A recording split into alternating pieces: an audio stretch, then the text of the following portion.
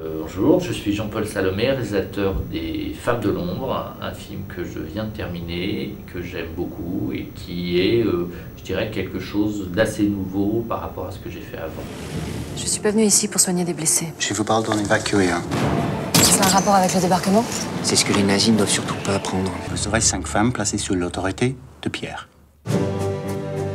Si la Gestapo vous arrête, la consigne c'est de tenir 48 heures sans rien dire. Je me dis pas, tiens, j'ai envie de faire tel genre de film. C'est les histoires qui me trouvent et qui viennent vers moi un peu par hasard. Souvent, d'ailleurs, je parle de choses que je lis ou que j'ai entendues, voilà, qui font naître une envie. Il se trouve que là, c'était un article dans un journal qui était la nécrologie d'une résistante, Lise Villamer, qui venait de décéder à l'âge de plus de 90 ans. Je me suis dit, tiens, c'est un itinéraire curieux, pourquoi elle est partie là-bas? Je ne savais pas que des femmes françaises étaient parties travailler pour les services secrets anglais, qu'elles avaient ensuite fait des opérations en France en étant formées comme espionnes.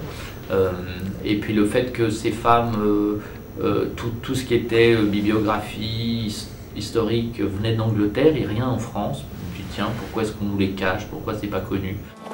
Rendez-vous dans 1 heure, Institut des aveugles, boulevard des Invalides. Assurez-vous de ne pas être suivi. En cas d'empêchement, on se retrouve demain midi, métro Concorde sur le quai, direction Pont-de-Neuilly. À partir de maintenant, plus personne ne se connaît. Dans la réalité, les Anglais engageaient des belles femmes, hein, faut pas se leurrer. Ils prenaient des filles plutôt jolies, jeunes, pour passer des lignes parce qu'elles passaient mieux, parce que les Allemands les regardaient en sifflant. Ça, c'est un cliché qu'on a l'impression qu'il est au cinéma, mais qui était une réalité.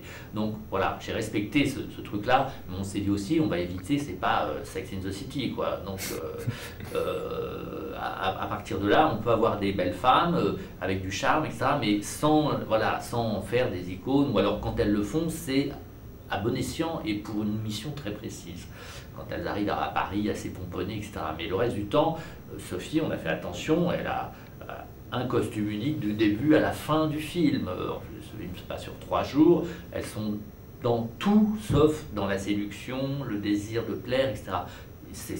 Il y a une histoire d'amour dans le film qui est assez décalée, mais je veux dire, le reste, il y a très peu de sentiments, il n'y a pas de sentiments amoureux. On est dans la peur, la trahison, le courage, la résistance physique, voilà. Et ça me plaisait. Et Gaëlle? Gaëlle? Non, on n'a pas le temps.